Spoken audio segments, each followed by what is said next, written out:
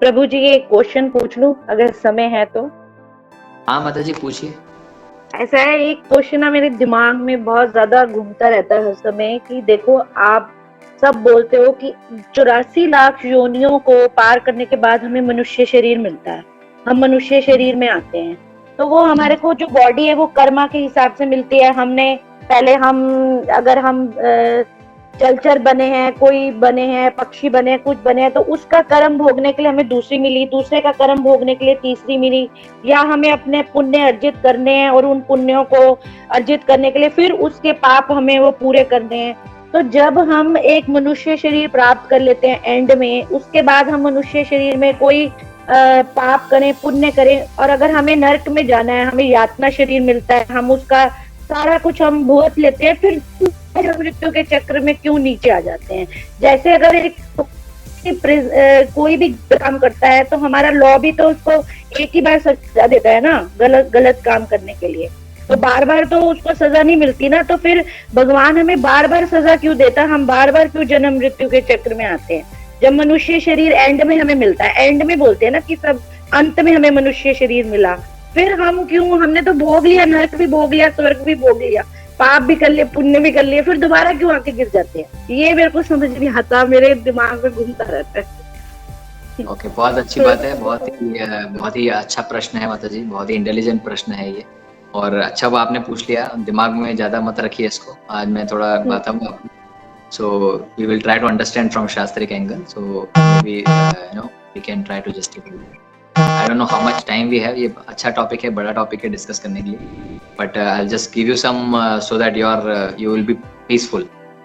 आप थोड़ा शांत हो जाएंगे इस प्रश्न को लेकर। सी, हमें पहले समझना चाहिए दैट ऐसा नहीं है कि मनुष्य जन्म जो है वो लास्ट मिला है, ऐसा नहीं है। 84 लाख योनियों में से मनुष्य योनि भी है, इसमें से 4 लाख मनुष्य योनि है। और हमें बहुत प्रयासों के बाद, बहुत जन्मों, बहुत ये 84 लाख योनियों में भ्रमण करने के बाद, बहुत सारे जन्म लेने के बाद ये मनुष्य जन्म मिलता है। इसका मतलब ये नहीं कि मनुष्य जन्म लास्ट है, उसके बाद और कोई जन्म नहीं मिलेगा, ऐसा नहीं है। मनुष्य जन्म के बाद भी हम नीचे भी गिर सकते हैं, फिर से वापस से दूसरी निचली योनियों में जा सकते हैं। तो ये चलता रहता है, ये पूरा चक्र जो है 84 लाख योनियों में हम घूमते रहते हैं। ऐसा नहीं है that the human body what we get is the last one, उसके बाद कोई जन्म नहीं मिलेगा, ऐसा नहीं। सो हमें एक बात ये समझनी है, जो कर्म साइकिल है, जो कर्म का जो चक्र एप्लीकेबल है, वो सिर्फ मनुष्य योनि में ही एप्लीकेबल है, राइट। अगर आप मनुष्य योनि में जैसे भगवान बताते हैं भगवद गीता में दैट he says that पुरुष प्रकृतिस्थो हि भुंक्ते प्रकृति जना गुणा कारणम गुण संगस्य शद अशद योनि जन्मसु। तो क्या बताते हैं? कारणम गुण संगस्य, गुण संग, गुण मतलब कौन से गुण है? सत्वगुण, रजोगुण, तमोगुण। तो ये जो 3 गुण हैं उनके संग के कारण, कारणम गुण संगस्य, उनके संग के कारण क्या होता है? शत अशत योनि जन्मसु। तो जो अच्छी योनियां है सद योनि वो भी मिलती है, असद योनि है जो निचली योनियां है वो भी मिलती है। किस वजह से? कि हमारा जो गुणों के साथ हमारा संपर्क होता है, उस वजह से हम लोग ये योनियों में घूमते रहते हैं। This is what Krishna says. सो जब आप मनुष्य योनि में होते हो तब आपके कर्म जो हैं, आप कौन से गुणों के साथ ज्यादा संग करते हो, वो कर्म आपके डिसाइड करते हैं कि आपको ऊपर की योनियां मिलेंगी या फिर आपको निचली योनियां मिलेंगी। तो वो आप उसमें आप घूमते रहते हो। अब मान लो आप जैसे अशद योनि में आ गए, आप नीचे निचली योनियों में आ चुके हो, एनिमल बॉडीज में, या निचली योनियों में आप आ गए हो। तो जब निचली योनियां हैं, जो मनुष्य से निचली योनियां हैं, उसमें कर्म साइकिल अप्लीकेबल नहीं होता है। कैसे नहीं होता? When I say that it is not applicable means what? अगर आप मान लीजिए शेर के शरीर में हैं या फिर दूसरी कोई जानवर के शरीर में है, तो वहां पे you are not choosing your karma, वहां पे आप कर्मों का चुनाव नहीं कर रहे हो। आप अगर आप शेर की योनि में हो तो शेर ये नहीं सोचेगा कि मैं आज एक काम करता हूँ, आज मैं घास खा लेता हूँ because I want to vegetarian, I want to be vegetarian. और कल एक काम करते हैं, वो मंगलवार को मैं मीट नहीं खाता हूँ और सोमवार को चलेगा, मंगलवार को नहीं चलेगा, और शनिवार को मैं मीट नहीं खाऊंगा, बाकी सब दिन मैं घास खाऊंगा। He can not decide that, he can not do this चुनाव फॉर दैट, राइट। तो जो निचली योनियां हैं, जो शेर और एनिमल्स की योनियां हैं, उसमें you have to forcefully act as per your nature. आपको जबरदस्ती वही काम करना पड़ता है जो योनि में करा जाता है, उस योनि का जो नेचर है। तो आप शेर की योनि में तो आपको मीट ही खाना पड़ेगा, आप में उसमें कोई चॉइस नहीं है। राइट। सो उसमें वो शेर को मीट खाने का कर्म नहीं लगता है, राइट। उसमें उसको सिंफुल रिएक्शन नहीं लगती है क्योंकि it is not his choice, right. तो वो योनि में उसका कोई कर्म कटता नहीं है, राइट। वो उसमें कोई कर्म उसको लगता भी नहीं है, कुछ होता भी नहीं, वो जस्ट वो योनि उसको सफर करने के लिए मिली है, वो उसमें वो सफर करेगा।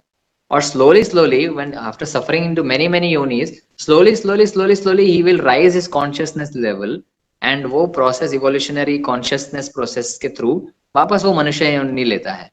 और फिर मनुष्य योनि बहुत जन्मों के बाद, बहुत निचली योनियों में घूमने के बाद फाइनली उसको मनुष्य योनि वापस मिलती है। तब फिर से उसको चुनाव करने का ऑप्शन है कि मैं ये काम करूं या वो काम करूं, या कौन से गुणों के साथ संग करूं, या तमोगुण करूं या सत्वगुण या रजोगुण में रहूं। तो मनुष्य योनि में again he can do the selection, right. तो वो जब सिलेक्शन करने लगता है again he gets all the positive reaction, negative reactions, कभी कर्म करता है, कभी अकर्म करता है, कभी विकर्म करता है। So again he builds all the reactions and then again he is building multiple yonis for himself. अगर अच्छे काम करेगा तो ऊपर जाएगा, बुरे काम करेगा तो निचली योनियों में जाएगा, अकर्म करेगा, भक्ति करेगा तो कटता जाएगा। So again he selects his karmas in the मनुष्य योनि। तो ये जो काम करने का चुनाव है कि हम क्या एक्टिविटी करें, क्या कार्य करें, ये सिर्फ मनुष्य योनि है। तो ये इस वजह से हमको वापस से योनियां मिलती रहती है।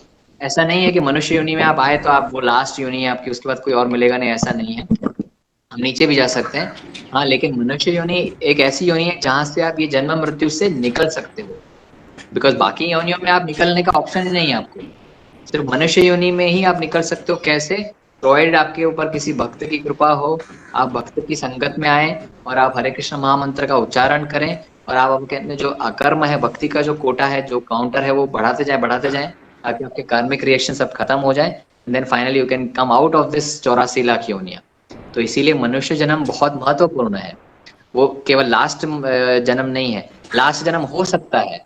कैसे हो सकता है? अगर आप अपनी भक्ति पूर्ण करते हैं तब मनुष्य जन्म लास्ट हो सकता है आपका।